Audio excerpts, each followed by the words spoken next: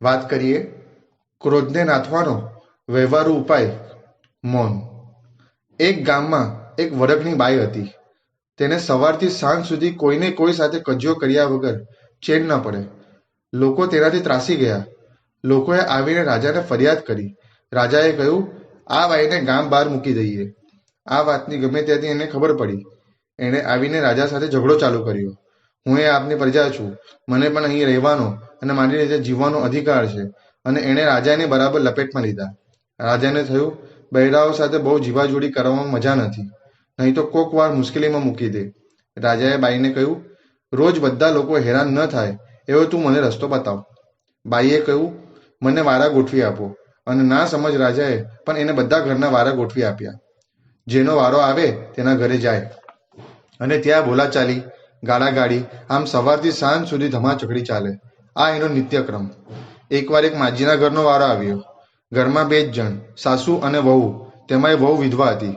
સાસુને ચિંતા થઈ ગઈ કે હું તો એક માંદી છું જ, અને કાલે પેલી વરખની બાઈ અહીં આવશે અને મારી આ વહુ પણ તેની સાથે લડીને માંદી પડશે. પછી અમારું શું થશે? આમ વિચારોમાં ને વિચારોમાં માજી રોવા લાગ્યા. વહુએ કહ્યું, માં, તમે રડો છો કેમ? બેટા, કાલે આપણા ઘરનો વારો છે અને ઓલી વરખની બાઈ આપણે ઘરે આવવાની છે. માં, તમે ચિંતા ન કરો, તેને કાલે આવવા દો, મને કાંઈ થવાનું નથી. વહુ ઠરેલ અને સમજુ હતી. સવારે વહેલી ઉઠીને માજીને સવારથી સાંજ સુધીની ખાવા પીવાની સામગ્રી તૈયાર કરીને એમની બાજુમાં મૂકી દીધી અને દળવાનું, ખાંડવાનું, વીણવાનું, ગૂંથવાનું લઈને ઓસરીમાં બેસી ગઈ. સમય થયો એટલે ઓલી તો આવી. તેનો સ્વભાવ મુજબ તેણે બોલવાનું ચાલુ કર્યું. પેલી બોલ્યા કરે અને વહુ પોતાનું દળવાનું, ખાંડવાનું, વીણવાનું, ગૂંથવાનું કામ કર્યા કરે. તેણે 7 પેઢી સુધીની ગાળો સંભળાવવાની ચાલુ કરી, પણ વહુ તો મૌન જ રહી. પેલી કલાક સુધી બોલ્યા જ કરી. હવે થાકી એટલે વહુએ તેને ડીંગો બતાવ્યો. બસ થાકી, ચાવી ભરાણી અને ફરી બીજો કલાક બોલી. પાછી થાકી એટલે વહુએ ફરી તેને ડીંગો બતાવ્યો.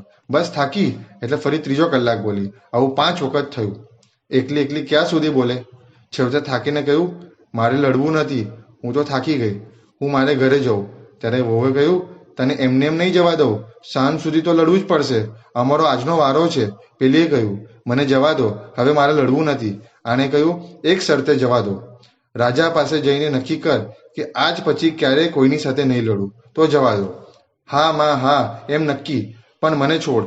આ પછી વહુ વળકણી બાઈને રાજા પાસે લઈ ગઈ.